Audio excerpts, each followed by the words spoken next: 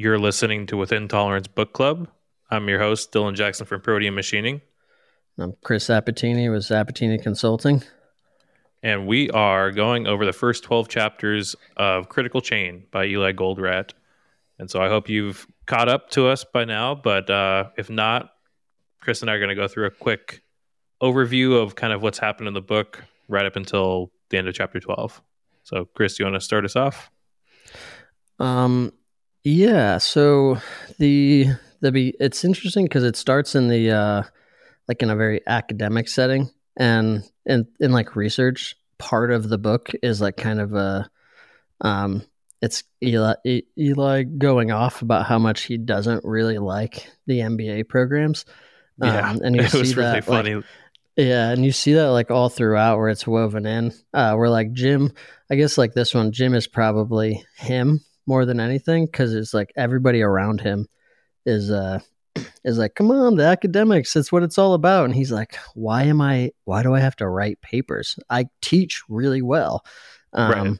And it kind of goes into that and then kind of introduces our main players, BJ, the president of the university, the people with the like Mark and Julie Mark, and Ruth, yeah, and somebody else from the modem company, and then a couple other people that work on other projects. And dude, that like lost me almost immediately. Was that like the whole first chapter was them introducing the modem company and like their problems, and then all of a sudden it was just like nothing. Like it went to the whole academic thing, and I was like, did I pick up like the wrong file for this book or something? Like, did it change on me?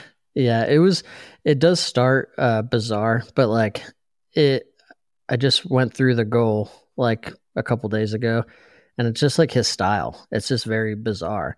Like I was telling you, the goal didn't capture me because it felt like it ended like 7 times before it actually ended. Like, oh, we wrapped it up, and then it just keeps going. This one doesn't quite do that. It keeps like introducing the new concepts over and over and over again, which are pretty good. Right. Yeah, so it introduces our main players at the modem company. It introduces Rick and his boss, I guess, the guy he's writing the paper for and teaching the class for. His name's like John or something. I don't know. Introduces the whole struggle with Rick and his wife, who's apparently spending too much. I mean, we talked about this on the phone. Classic. I was just like, why does like Goldratt write like the most unlikable significant others for his like main characters? Yeah, and it's like these things are all like low key family dramas. Yeah. He did. I was looking it up. He wrote a play at some point. Oh, did he really? Yeah, I didn't look into what it was about, but like he has like some other works that aren't business books. So Rick is this teacher who really wants tenure, doesn't really like writing the papers that he needs to write to get tenure and to become a full professor, and is teaching a class on project management, which these 3 employees from Gene Modem are going to. Mm-hmm. And it kind of goes over him diving into what leads projects to fail. And we don't really see anything about Critical Chain until chapter 11 and 12. But up until then, we kind of find out why projects fail. And like, I think one thing from 6, I took a note on, was a quote that, if that's the case, I point out, then it's actually the nature of the beast. Then we should find uncertainty underlying the reasons of everybody involved in the project, not just the top managers. And so it's all linked back to uncertainty. And that's what, causes all of these further down scapegoats, I guess. Yeah. Yeah. And how the budget, yeah, it's interesting. He goes into like everything with him, which makes sense, is like how it affects the bottom line overall, and like that the project is to make money, not save money, and like saving a couple dollars right now doesn't mean that you're going to save money in the long run. It's funny you say that, because that was another one of the like highlighted things that I highlighted was a quote. I don't know what he's talking about. The effect is clear. Companies are so immersed in the mentality of saving money that they forget that the whole intention of the project is to not save money, to actually make money. Mm-hmm. And we had somebody reach out that said that they work in a company like that. I think most of us have worked in a company like that, or are currently working in a company like that, where you're like, man, you're just like tripping over dollars to pick up pennies. Yeah, exactly. It's like when you it's like in a machine shop, it's like buying subpar end mills or like using like regrinds or something crazy, because it's like, oh, this will save us a lot of money. It's like, yeah, but I'm going through like 5 of these a run, and I could go with like a high performance one and just get through like multiple runs. Like especially in aluminum, you get good end mills and a good tool holder, and like I think like you've had this experience. I've seen it before. It's like, yeah, I've had that rougher for like 2 years. Yeah. It's just cranking away. And you have people that are like, yeah, I buying the cheapest stuff possible. And they just like, yeah, I change it like every month. And it's like, and we run like 5.8 or whatever. And you're like, what is happening here? Yeah. Like, I don't know if I've told this story on the podcast, but a job I worked 2 or 3 jobs ago, they had given me a run of these. I think they were 4130. I don't know if they were missile bodies or some kind of armament bodies or whatever, but they were 40 Rockwell or something like that. And we needed end mills for it. Like we didn't have anything for it. And I bought like AccuPro. I bought like $80 worth of end mills for like 80 pieces of these parts. And like I knew that I was going to need more and that they were going to break. And dude, they jumped down my throat over $80 worth of tooling for like a $50,000 or $60,000 PO. And I was like, what? And then at that same shop, I was running another job and I needed an end mill with a 30 thou radius.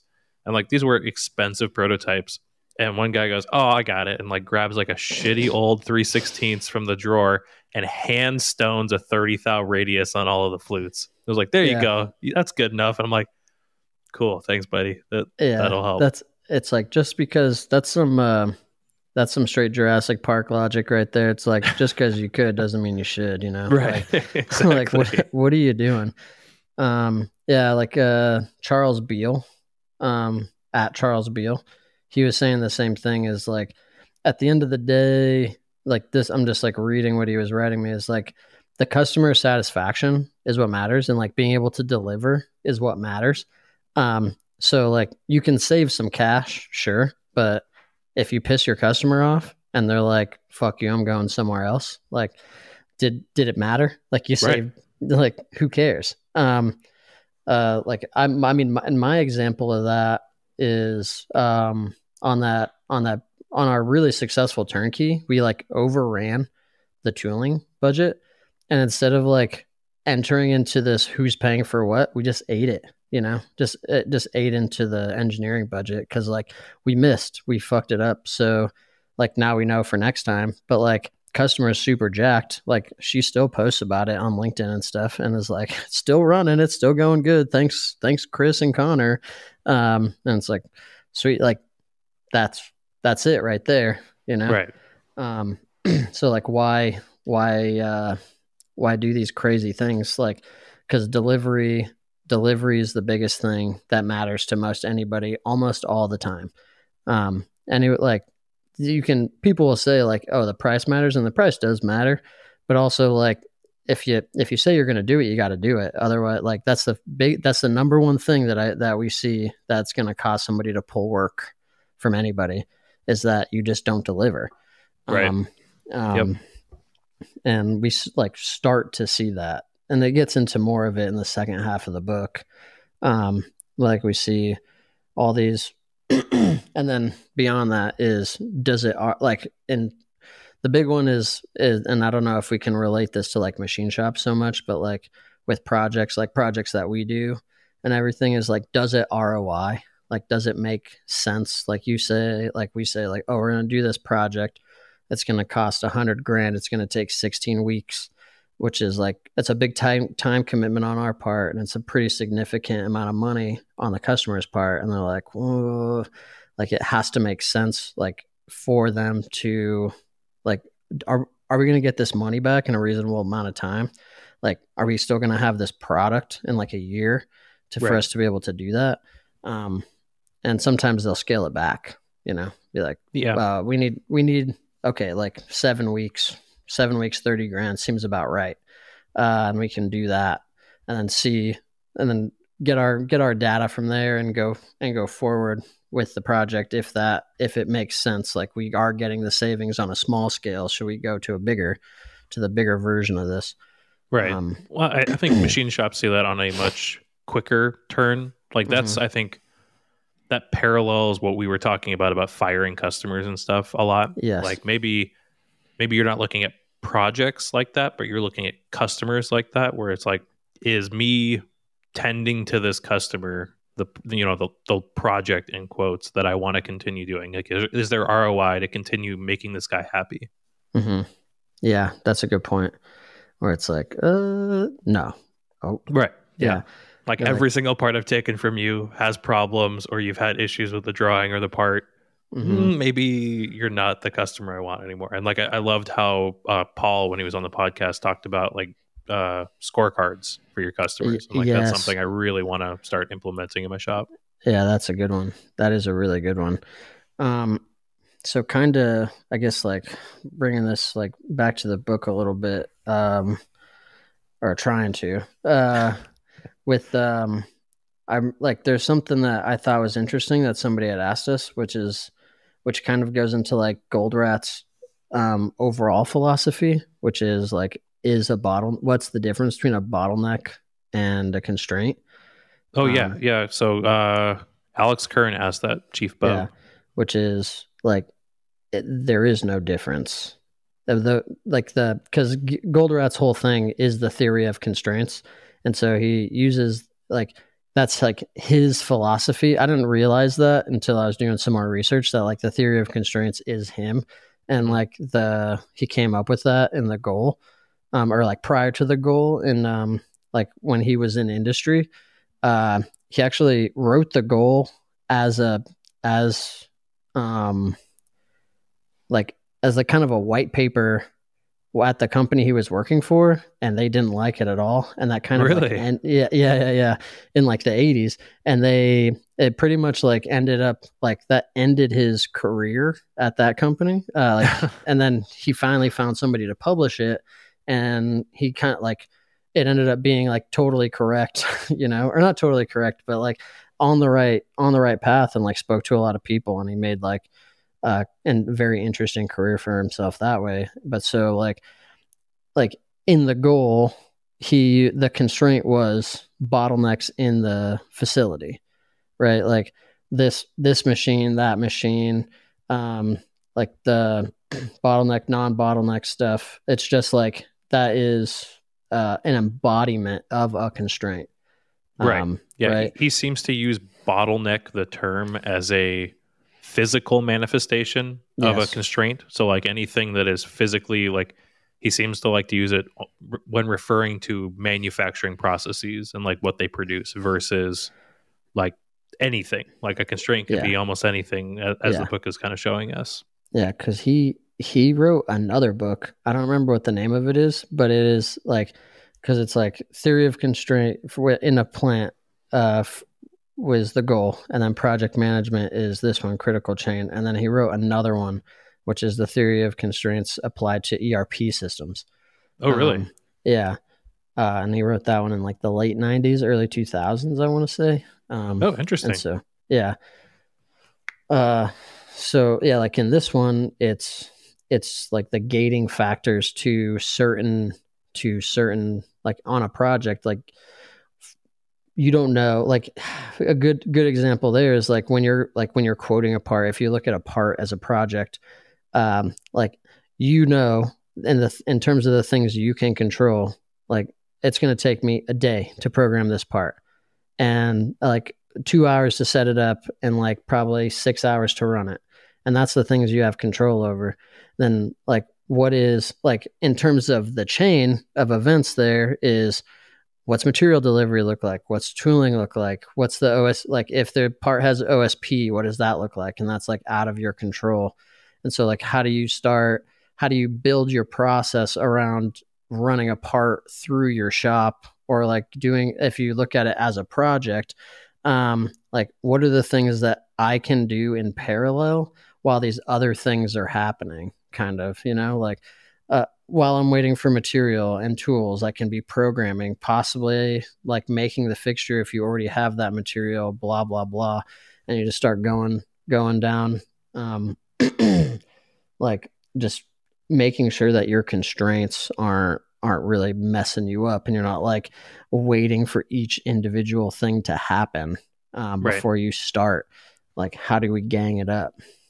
Yeah, well, and I thought that so chapter 11, he goes to a presentation, and I thought it was very interesting how he broke that off in the presentation between running your business by cost or by throughput, and then kind of showing how that relates to a chain. So like if you're running it by cost, any piece of your chain, so any department, or if you're a job shop, any part of your development of that part, if you make it cheaper, it makes the whole chain better, because it makes the whole chain lighter. He uses weight as the example for cost. Whereas if you're looking at throughput, your weakest chain is still your weakest chain. Like you can make your strongest chain stronger, and it doesn't mean shit for your whole chain, which I thought was a great way to look at it. It's good stuff. Like this one speaks to me a lot more than the goal did. I don't know, like, even though it's like essentially the same thing, I think he like really nailed what is happening for both. I also like that he brought Unico back into it. I was like, dang, I was like, where's Jonah at? Where's our boy? I know, I keep expecting him to like show up at some point and just start going off. Yeah, no, it's like and we get like the second half of this book. I'm like really excited to talk about that. It's going to be good, and I'm really curious to see what people think about it, because it's a good setup. Like we did inadvertently pick a good stopping point to like really kind of like ponder the ideas a little bit, and how they can affect like everyone individually, or like, so how do you see this working for you? Because like you said, like you were digging it. So like what, like, do you see yourself like being like, did you find constraints in like how you like quote, or go from like the like quoting process to like out the door delivery, that you can kind of like, shorten your chain or like feed it properly? So what really spoke to me this week was when he starts talking about project leaders losing focus, and about the non-critical part of they were using Gantt charts, I believe. And like, there's the critical process and the non-critical process that can start anytime in there. And like, he was talking a lot, the quote that I wrote down was, if the project leader loses focus, the project is bound to be very late. The financial penalty of delaying the income from the completed project almost always dwarfs everything else.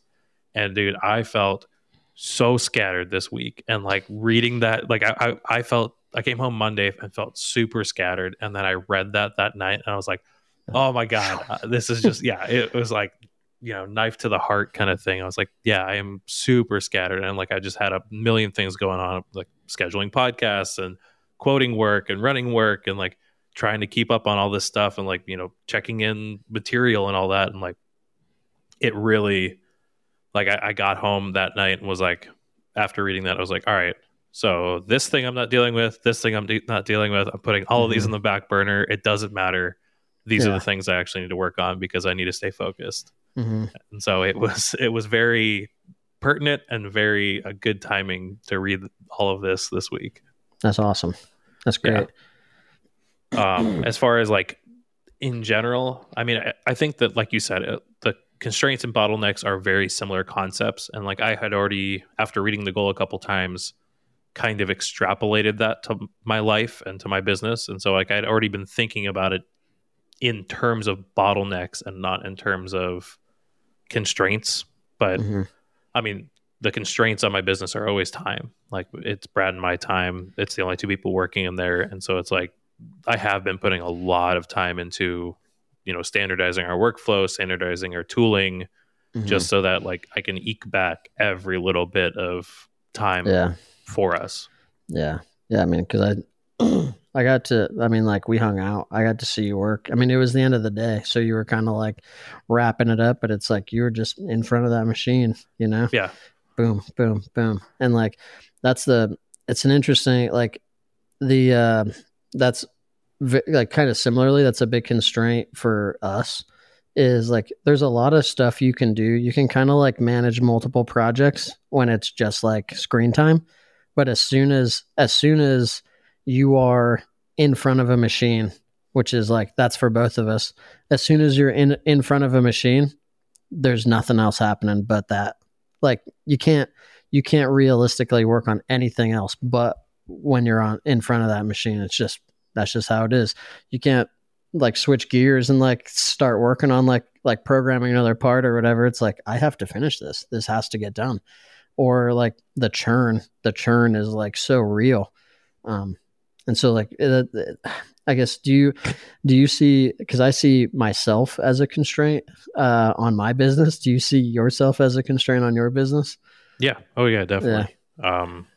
And like how to deal with that has been Brad and my big conversation piece, I guess, or goal for the last while is, do we hire, let's automate as much as we can. Yeah. Well, like, and that's the thing is like, we want to automate as much as we can, but at some point I do need somebody just like to push buttons, like it, at least in the meantime, until we can really, invest in robots or some kind of pallet system or something like that. Yeah. So yeah, it's tough. Like it's really tough running a business and being like, yeah, I'm the worst part of this business. Like I'm the best part of this business too, but like I am also the worst part of this business. Yeah. You're like, oh man, you're like, I need to stop. Like the best thing for this business would be for me to stop working in this, and being like the main. For me, it's like I consider it like considering myself like having myself on the board as a technical resource is like almost always detrimental to be like the one running point without a lot of planning, which is like I said on the episode, like we've built over the last like 6 months. I mean, it's like continuous, like they say, I don't think it has come up yet, but like in the goal, like the process is continuous of like this, like finding where your constraints are, going after them, getting it, like shoring them up, and then kind of seeing where they pop, where the next level of constraint pops up, and just keep doing that over and over and over and over again. Well, and he talks about that in his Unico presentation too, about like, once you solve a constraint or think you have, you got to go look where the next constraint is coming, because there's always something. There always is a weak link, no matter what. Yeah.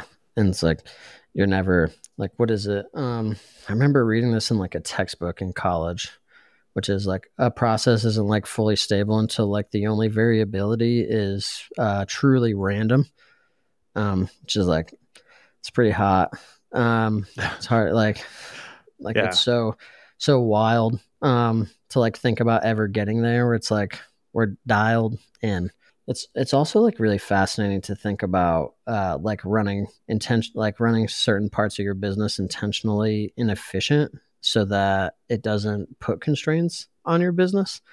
Oh dude, I fought so much with, well, I didn't fight, but like I pushed very hard at my last job because our production manager was very much one of those people like, I got to keep everybody busy. Like if they're sitting there, they got to be running machines. And I'm like, it's not how it works though. I was like, it's still got to go through inspection and deburring. And like, those are our constraints. Like she just like wouldn't understand that like having somebody sit around so that we had the capacity when we needed them was way more important than just like them running parts that then we lose sight of for like a month and then they're late all of a sudden. And it's like, cool. Okay.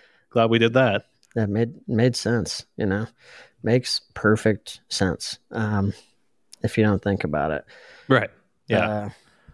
Right. I think that so many people come from that old school mentality of like, you got to be doing something. Well, I'm paying you to do something, so you got to be doing something. If you got time to lean, you got time to clean, baby. Exactly. Yeah. Yeah. Yeah. Yeah. It's it's pretty interesting. You had mentioned but because they started talking about it in the book, like Gantt charts, and how like it's a visualization of how tasks will gate each other and can gate each other. Right. And somebody had asked us what the difference between the Gantt chart and the Pearson workboards Yeah. are. So I actually looked up the Pearson workboards, and they are based on something else. Trying to think, I just looked it up, but they are not the same, because the Pearson, I mean, I guess technically the Pearson workboards kind of show a flow, because like there's op 1 and then op 2, but they don't show overlapping segments. Yeah. Like the nice thing about a Gantt chart is that it shows what things can be run at the same time and when they end, so you can actually follow them and see what your critical chain is. Like you can see what takes the most time and what needs to be started first. Whereas like the Pearson boards are a great way to run your ops. Oh, they're based on Scrum boards, which is just a way to visualize and manage and organize projects. And so like that breaks them down into consecutive sprints of time without any overlap. Yes. And so you're saying where like any one thing is in its own flow, as opposed to how those things work together. And then what was the other part of that is like, can they learn from each other? Probably not is the answer, because like as soon as you start to introduce those things together, they become like themselves. Like Gantt chart is a Gantt chart because it shows you how they are connected, and if you took that away, it is a Scrum board. And if the Scrum board was showing you how they interact with each other, then it would pretty much become a Gantt chart for the most part, is how I think about it anyway. I think you're right. They are very similar. Like they both show the flow that parts need to go through. The thing that Gantt shows is that it is more of a holistic approach to like all of the processes that make up a project. Yeah. True. One of the most hilarious things in the book was like a conversation between BJ and the dean, and they're talking about management and being able to like, and how I guess in the 90s you weren't going to be a manager unless you had an MBA, kind of thought process, and how they're like, we don't have MBAs, but like look at us, we're the dean and the president of this college, right? And like we don't need to know all this stuff. Is a very, very interesting, like, and like I didn't put the pieces together the first couple times that I read it, that he was like just fucking bashing higher, like not higher education as a whole, but like executive MBA programs, this like in general. He was just like roasting the hell out of them, and being like, this is unnecessary, how do we make it useful, kind of thing. And like, right, well, even her survey that she sends out comes back, and like people are like, yeah, we don't trust anything that you're sending, and like we don't care. But I did find the MBA conversation that they had, it seems to me like it parallels like the apprenticeship programs very well too. That like, to be a machinist for the longest time, you had to have an apprenticeship, and you had to go through that multi-year thing. And now, people are like, oh yeah, I learned on YouTube, and like then I got my first job, and like now I'm a machinist. Yeah, just cranking parts out. Yeah, technology, like, which is awesome. There's still some like old school, like you're gonna find some shops that won't accept that. It's like, I can cut, and they're like, no, you're too young, can't do it, can't possibly do it because of your age, like specifically because of your age and nothing else. But yeah, it is like so interesting. Like you can come and show like, hey, I've done all of these things, and they're like, yeah, but we really would have liked for you to have learned from somebody else who's going to give you all that would have given you all of their bad habits instead of your own bad habits. Yeah, exactly. Please. Thank you. and then we're going to be upset about that afterwards. Yeah. Yeah. Well, I mean, that's I've said it a few times on the show now that like when we eventually hire, I definitely just want to reach out to my community college that I went to and just be like, just give me your best students and like, Yeah. we'll see if they work out. But like, I'd much rather, I know what they're teaching at that school, and like, it definitely has some holes. Like, there are a lot of things that I had to learn in industry by being in industry, but Mm-hmm. man, they haven't worked around crotchety old machinists and Yeah. you know, gotten pushed down for years already. Like, I would much rather somebody who's like bright-eyed and bushy-tailed and ready to learn than somebody who's like, you know, depressed and like Yeah. hates Yeah. life. Oh, I tell like that's like I would like experience whenever I was going for like when I was hiring applications engineers, I always wanted to go like young and hungry because that was me, you know. And like I could teach them anything. Doesn't matter what it is. Like we can teach you whatever you need to know about this job, but like I would rather you not know anything and have like and basically aka like you don't have like 30 years of bad habits, you have zero bad habits.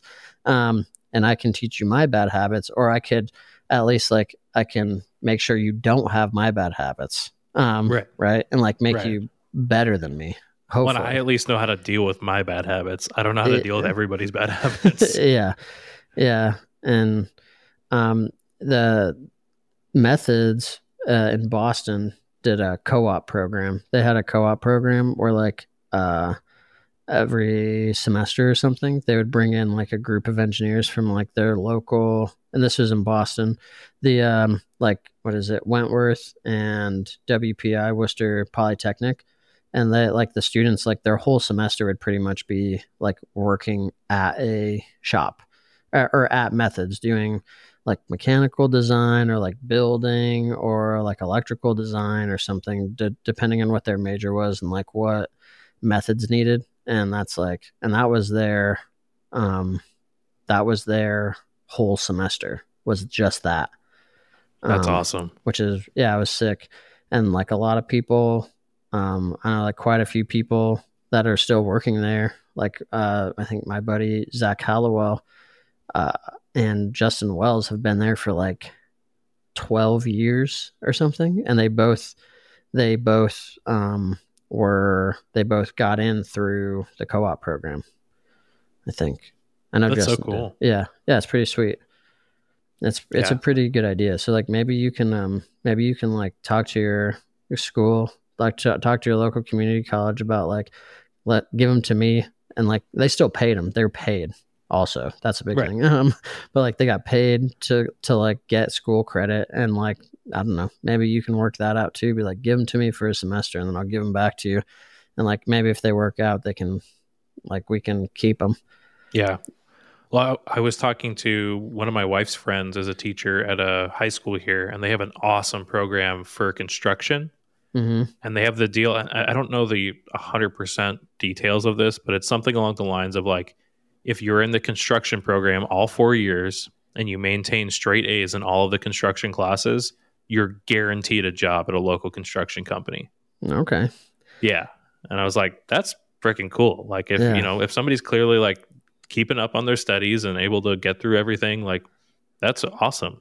Like obviously as a small business, I couldn't do something like that. That would be getting 1 million employees. But yeah, I think that that's admirable and something that larger companies should definitely look into, because I'd rather have a stream of like very good students that come in and you can teach them, and like maybe they don't last long, but they at least get some experience and stuff. Yeah, exactly. You just have like a good, like, yeah, you're right. Like a steady stream of young talent. And like, if you keep like 1 out of 10, like still pretty solid, probably getting more talented employees that way than you would just through an interviewing process. And you get to see them on the job, which is much better than an interview. Well, and you also don't have people lying to you. Like, you know that they're just students and that they have no experience. So they can't be like, oh yeah, like we had a guy at my last job. I think he was fired before I went there, but he like told people like, oh yeah, I went to Stanford and I'm like, you know, pro machinist, and like made up like just an Everything. in-depth story of like all of this crap that he apparently had done, and then it comes out that like, nope, none of it is true, and like he Mhm. just crashed machines left and right, and then Classic. yeah. So Classic like fake at it least till you you wouldn't make it. have people like that. You can't fake, if you're a student, you can't fake real world experience. You're like, oh no, Yeah. you are starting out with nothing. It's okay. Yeah. Yeah. And like, well, then that's the agreement that you're gonna pull that off. Yeah. I mean, like given interesting. Like, do you just think about doing that like now? Like what like because that like do you think that would hinder you now having somebody?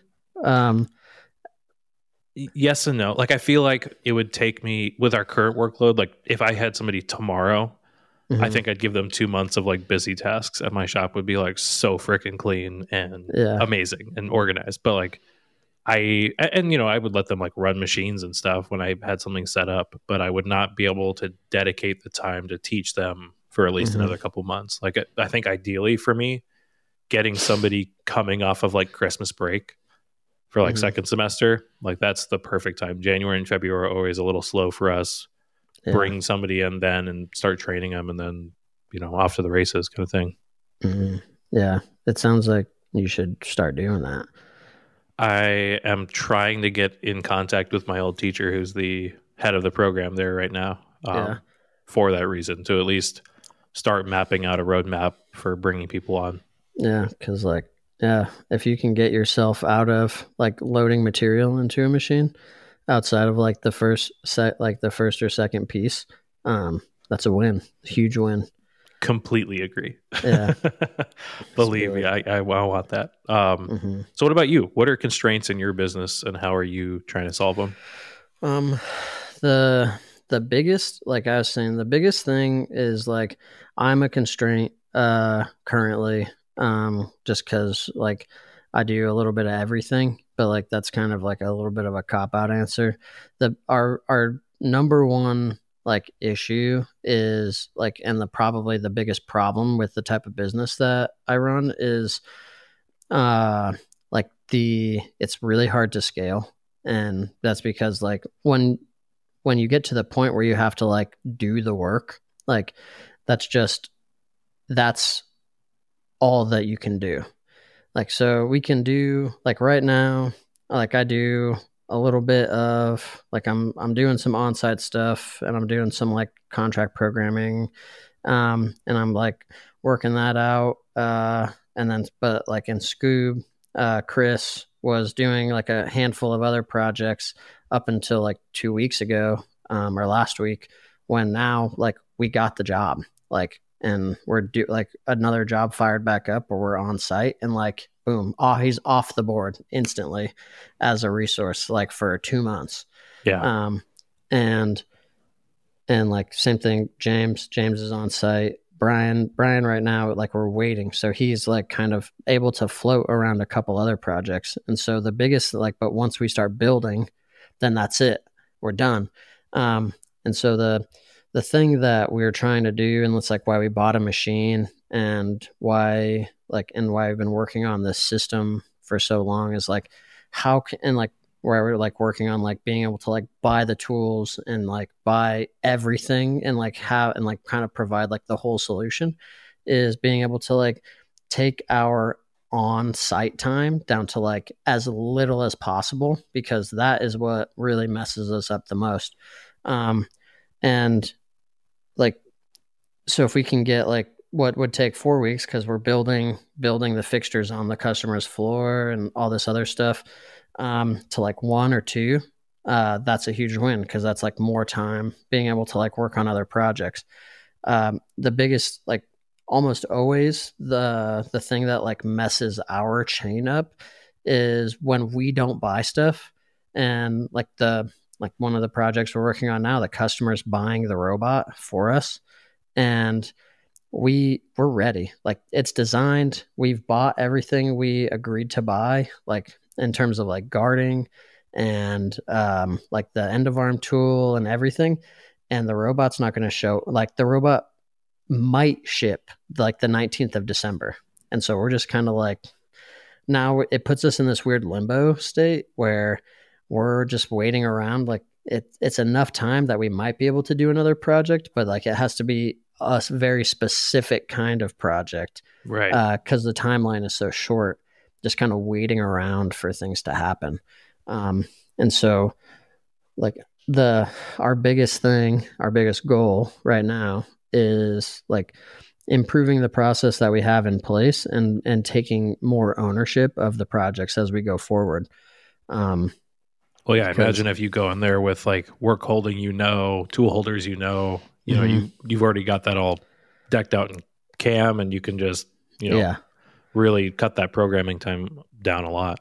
yeah, exactly. And like you just like walk in with all that stuff. You set the machine up, you bolt the fixturing on, and like off to the races. You get that like maybe like a week of, I mean, depending on the scale of the project, like a week or two on site, or a week or two of like messing around, and like dialing in, and then like a week or so of runoff to prove the process is what the customer wants, and on to the next. How do you deal with programming time? Like, when do you do it? Because I know I've done a little bit of contract programming here and there, and like I've talked to a bunch of people about doing it for them, and then like ended up just realizing like, well, the only time I have to do it is like, after 6 p.m. and I'm freaking fried and I don't want to do it then. And like, this is just not going to work. Yeah. When I do it whenever I can, really, I guess. Like it just depends on the mode. Like I also work like 7 days a week, like so if I like after like once we get off of this, I'm gonna go program some parts or whatever. Because there's like there's always a lot of stuff to do. So if I have like some downtime, and that's like I'm doing on-site stuff, and then like I'll wake up in the morning, like I'll wake up early and do like a couple hours of programming, then go on site and then work with that customer on site, and then get off of work and then just continue to program. Because it's not so bad. Like the on-site stuff is what kind of gets a little exhausting, but like I can throw on like that's how I catch up on like Netflix or Game of Thrones or whatever. Is just like throw it on and start programming, like listening to Jeffrey Dahmer talk about eating people or whatever, like some dragons eating each other, blah blah blah. Like Right. Sometimes. So how do you like, scale from here then? Just find more apps guys to pull in? Yeah, that's kind of the thing is finding more people. And I have like it's an interesting balance between having the work and like hiring the people. So like they're not just like sitting around and doing stuff. Because like we've been throwing this around, like I kind of want like people that can do everything, and are willing to travel and whatever, but also like we have been getting hit up a lot more about just contract programming. And it's like maybe we just have a guy that programs and that just like kind of immediately offloads that work from me or from somebody else. Because I'm the only one that I really ask to like go bananas and work like me. I don't ask my guys to do what I'm doing at all, because that's rude. Yeah, that's probably for the best. That's how you keep employees, is to not overwhelm them. Yeah. And they like, if it starts to get too much, they tell me. At least that's good. Yeah. So the contract programming is interesting because it takes a couple before you like dial it in with any customer, like to know like how they want, like my buddy who I do contract programming for, and he'll probably listen to this, and like he's just very, very, very, very particular about how he wants things like labeled. And we've talked about it. It's like it has no bearing whatsoever on like the program itself, but it's just like for a long-term consistency and being able to like pick it back up. Yeah, that's and fair. It's like it works. It is, but it's like, man, we can get. It's like if you didn't ask for this, I could have done this program faster. So right. Yeah, exactly. But you just like work within the system and figure it out. And then like it goes start building like templates for everybody. That's like the biggest constraint on programming. Like initially without knowing them is like you start from scratch without anything.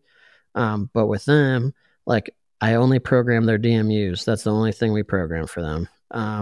And so like, and the work holding is always the same. It's Raptor stuff. So, and like, so everything starts with a dovetail. So I built a SolidWorks configuration file so I can type in what the stock is, and then it gives me the stock with the dovetail on it already. And then now I put that into Mastercam, and I have my Mastercam template that's got everything on it. And then like it has all the tool paths ready to go. So you just start applying it.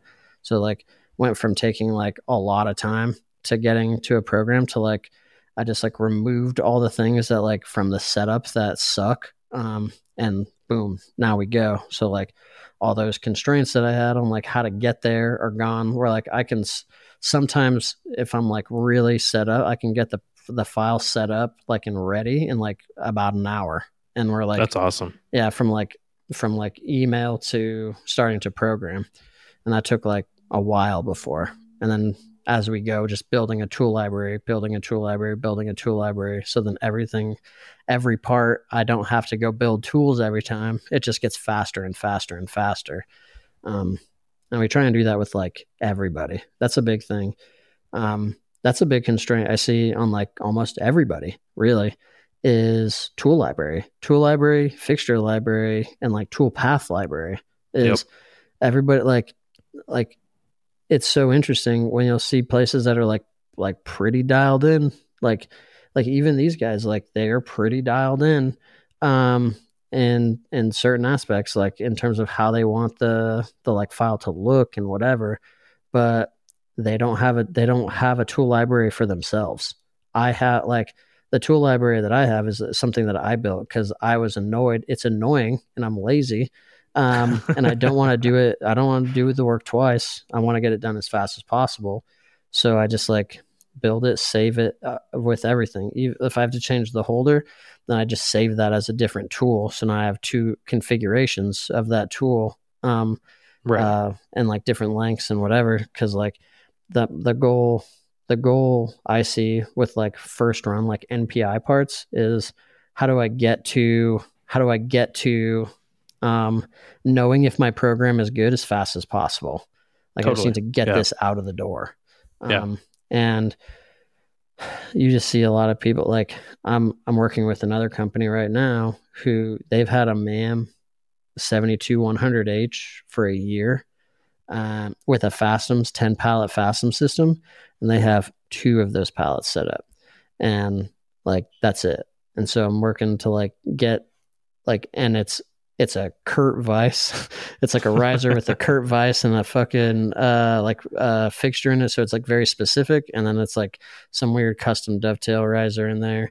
And then they also have like 2 Trinity systems and everything. And like I've been working with them for a while, trying to get them to like see the light. And we're starting to get there due to like some personnel changes and whatever on their side.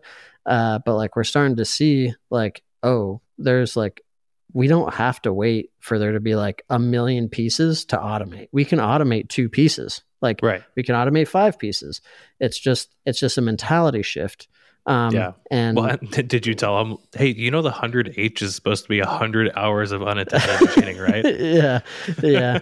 And it's like, it's just like, oh, they know, they definitely know. And so like we're trying to get all of their automated equipment, all the pallet systems. Like that's like goal number 1 is get those things to a point where we can just like crank parts out. Cause like, I mean, like you had him on the podcast. He's like, he's my real world example for this. Especially cause I've seen it in person. Me and Brian, we went to a shop, but Brian Kippen up in Vermont, like we went and saw a shop. Like he ran his shop. He ran that UMC so fucking hard that he broke the X-axis weight covers on both sides of it, you know? Like, so, and it's fine. Like he's still like, I mean, he can't not run, but like he gets hours out of that thing. And and it's just like a handful of guys. He has just a ton of standard work holding, tries to like standardize, like go to standardization as much as possible. And like, it's crazy. there's like a weird old school mentality sometimes around like, you kind of like, I see this a lot in like older guys where it's like they put like constraints are good, Right. in an essence, like where like, oh, if it's hard, that means I'm doing the right thing. Right. And Yeah, you it's just like, want to like shake them and be like, "Are you working in a union Yeah. shop? Like, is that why you act like this?" Like, yeah, it's like, I don't probe. Probes aren't accurate. I'll use an edge finder, and it's like, oh my God, go fuck yourself. That's crazy. That's like insane. That's like an insane statement. Or like one of these shops with the one with the ma'am, they were telling me like when I was last year about this time when I was working on a project for them, like they cleaned out one of the UMCs for me before it had the Trinity system on it, and like the probe was dead and the tool setter was dead, and they're like, well, this is our prototyping machine, so we don't probe because it's faster to do it the other way. And it's like, what? I don't understand what you're telling me right now. Like, that is quite the opposite. And like that was one where I put like in-process probing in to make sure, like, because the part was like huge, and we had like kind of a wonky fixture with like toe clamps and stuff, and needed to like make sure that we were on center. And like it was like, well, how do we dial it in? It's like you push cycle start, and it's like, what do you mean? Like, yeah, it's like you do that, and like it finds it, and then we're good to go. You got the magic beepy thing in there. It takes care of it for you. Yeah. Thanks, buddy. Yeah, because like it's like, oh, we only have 10 pieces. We only have 10 pieces. We can't put that on the robot. Why would I do that? And it's like, because now like you're here on a Saturday manually loading these parts.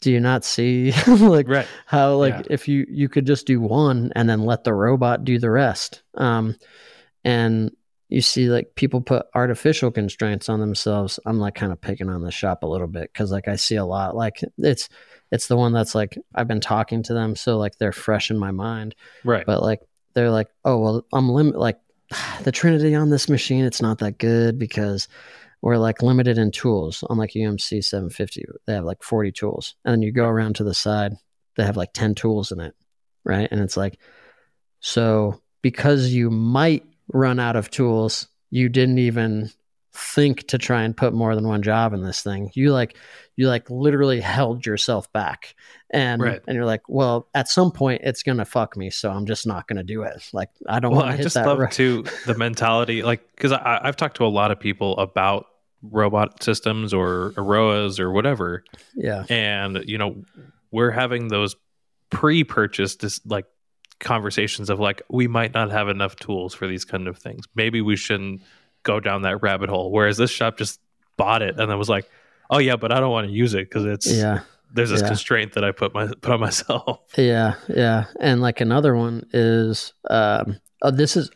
perfect. Actually, perfect. Kind of like bringing it back to the book in terms of stepping over dollars to pick up dimes. Mm-hmm. They like we're finally heading down the path of going with off the shelf work holding, just like good self-centering devices. I'm picking HWR. I have a good relationship with the president there. I like I own the product, and like so that's what we're going with. And I get like a pretty slick discount for them because we distribute it. Think about it. Yeah, you heard it here. If you guys need HWR, reach out. Yeah, and like because they're like, oh, it's expensive. Like, oh, that work holding expensive. It's too much money. We can build these dovetail vices, my design dovetail vice, whatever, for way cheaper. It's like $30, which is like there's no fucking way it costs $30. They get them anodized. They're made out of aluminum. And it's like a pinching style.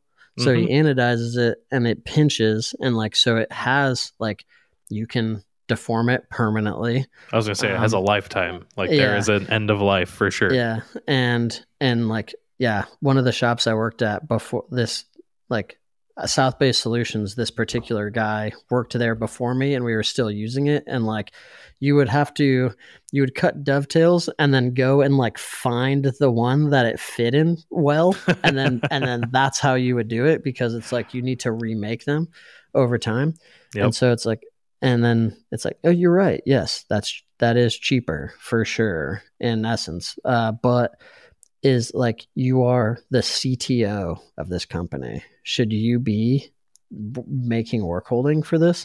Right. And you have half of the pallets on this thing filled up. Like, is it worth it to like the money that you're saving? Is it worth it by like not being able to fully utilize this piece of equipment and like really affect your ability to like get multiple jobs going and increase your throughput in like literally by like kind of snapping your fingers in essence. Is like, oh, I don't have to think about this. I myself can work on something instead of building this tooling.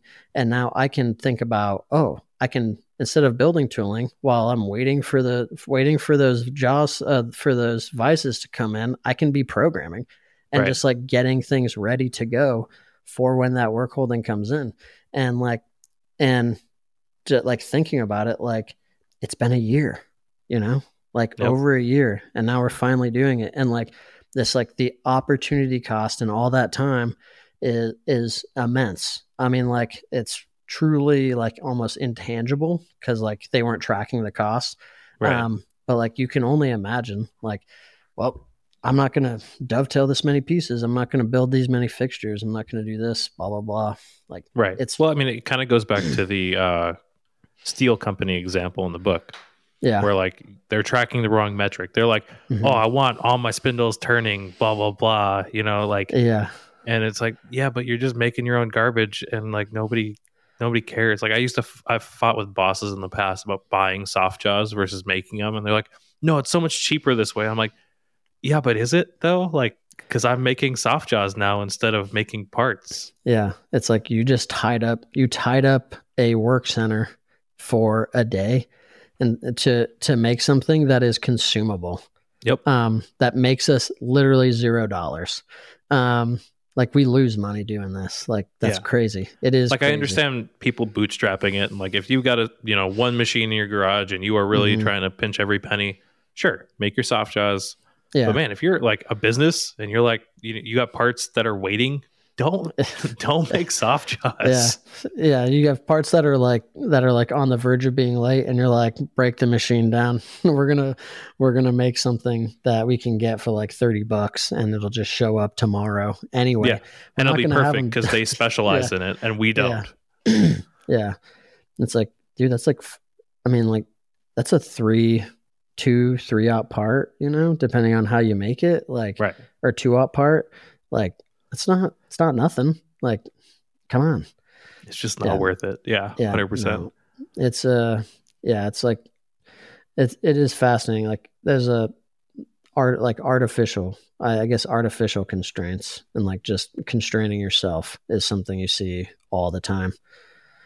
And like trying to, people need to like, I don't know, I mean, like kind of, it's hard to self-examine. Right. And that's kind of like, one of the examples in the book is the guy who was like, I'm going to look at a project, but I'm not going to look at my project because I don't want to. He's like, I'm very biased onto what needs to change here, but like I can bring up this other one and like we can figure it out for something that's in my company but doesn't affect me specifically.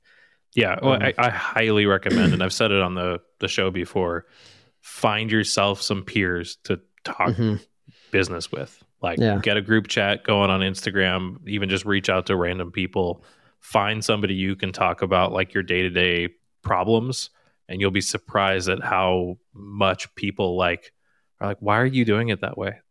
That's dumb. Like if anybody, I mean, I'm sure most of the people who listen to this listen to The Bomb, and like last week or 2 weeks ago was prime example of like Saunders just being like, no, don't do that. And like, you can either agree with him or not, but like having somebody to at least check yourself against is super, super handy. And it lets you kind of get over that like self-ego of like, no, what I'm doing is perfect because it's my plan.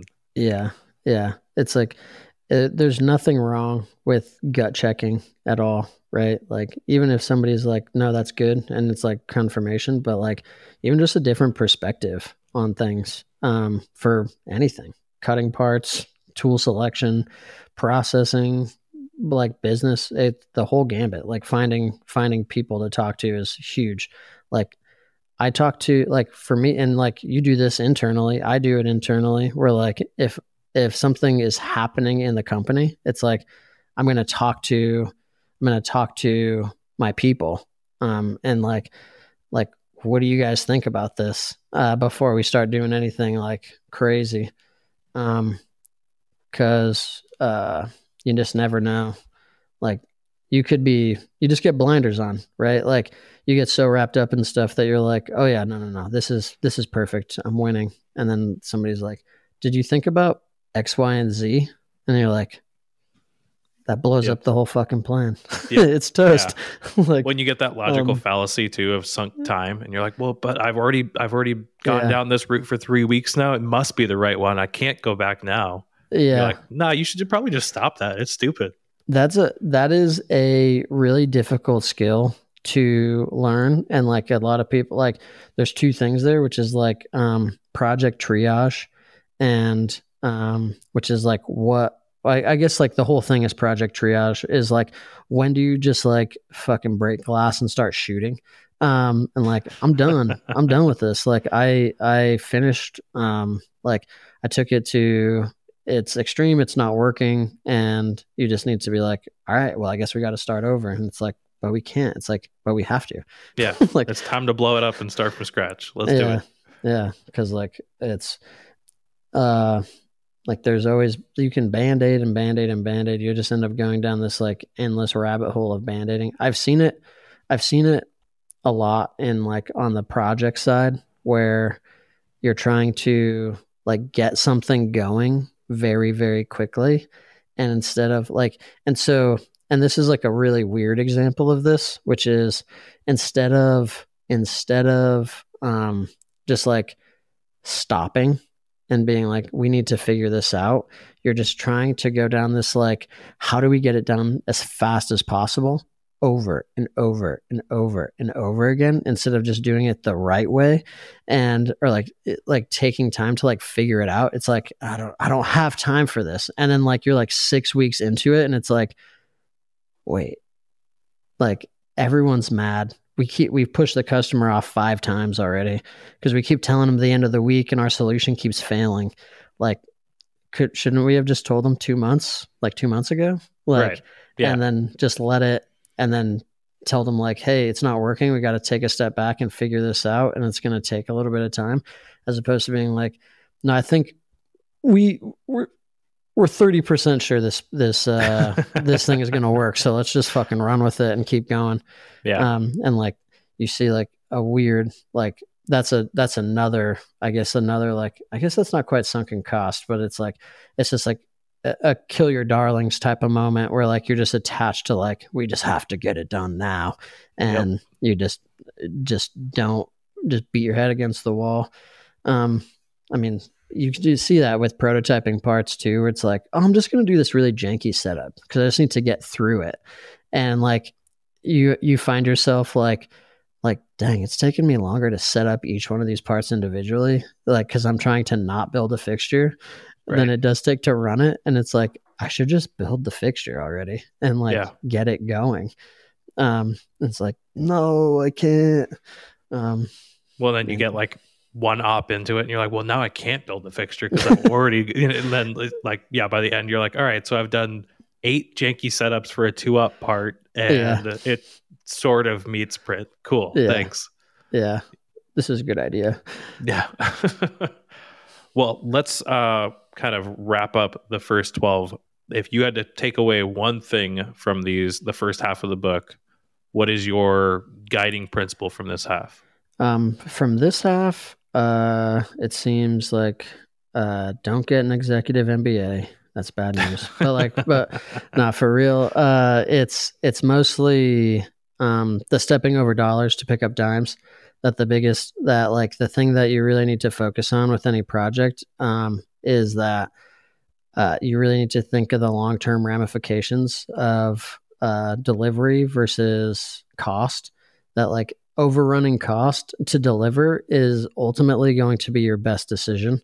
I mean, to a certain degree, obviously, but like if you find it soon enough, then that's a conversation you need to have with your customer. But like in the example in the book, like they were months late on a 3%, Right. like is the cost, like I would say if you can stomach it for the most part, like eat the fucking cost and deliver on time is the biggest takeaway that that I would have from the first half of this book is like, just deliver, find your constraint, fuck it up and deliver the goddamn parts or whatever it is.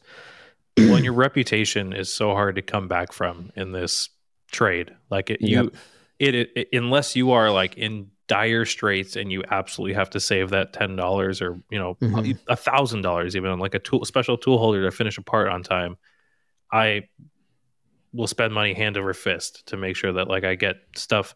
And not only that, like sometimes it's not even on time, but just correct. Like I'll always choose correct first and then on time and then all the other things. Yeah.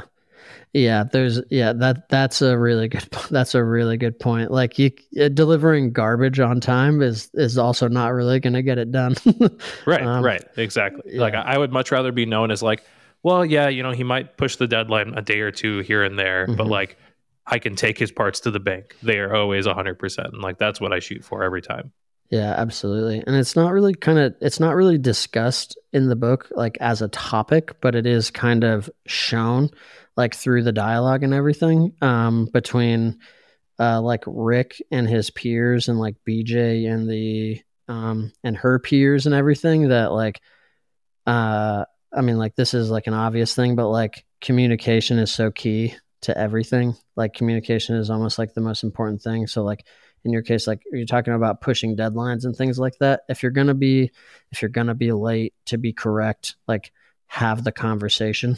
Right. Don't just skip it. Like always, and like it's gonna be uncomfortable. But most of the time, truthfully, it's mostly uncomfortable for yourself than anybody. Like the amount of times that I've dreaded a conversation with a customer, it's like, hey, I'm gonna be a little late, like because of XYZ reason, and like you're like, oh gosh, and they're just like, cool. Most of the time they're just like, cool, thanks for telling me. That's fine. Right. Yeah. Or they'll be like, oh, that sucks, but it's okay. Whatever. Thanks. Yeah. Like, it's like, as long as like the thing is like, as long as you hit the second one, like you're good.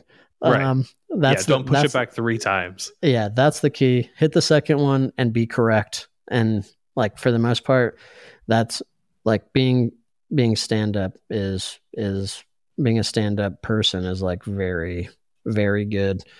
But yeah, don't step over dollars to pick up dimes. Just deliver. That's I'll take those, and then I'll add in focus as well. Like protect your focus. And it sounds like I had the audiobook playing today. I went back over 11 and 12, and then it kept playing, and it sounds like focus kind of comes up again. But like, that's I think it was very prescient that it like showed up at the exact time I needed it. But make sure that you maintain your focus on the things that actually matter. Yeah, because trying to do like, I mean, speaking from somebody like from 2 guys that just spread themselves like way too thin, trying to get everything done, sleeping 4 hours a night to get a bunch of everything done, like only lasts for so long before you start making silly mistakes, and then everything is late and everything is fucked up. And what'd you get by trying to spread yourself all over the place? Nothing. Yep. Humans are inherently really poor at multitasking, so like try to maybe not do that. Yeah, exactly. And like, if you have to schedule things down to the millisecond, do that instead, but make sure that you're not like dividing your attention too much, for sure. Yeah. Yep. Well, I think that wraps up the first 12 chapters. Thank you so much for joining me. I'm really looking forward to finishing out this book and talking more about it in a couple weeks. Hell yeah. And thanks to all the patrons who make this show possible. I was able to get Chris a really nicer webcam. This one is not going to be recorded video, but the next one will be. And we'll start posting those on YouTube. And I think through Spotify, I can have video podcasts as well. So thanks everyone for listening. And we'll be back in a couple weeks with the remainder of the book.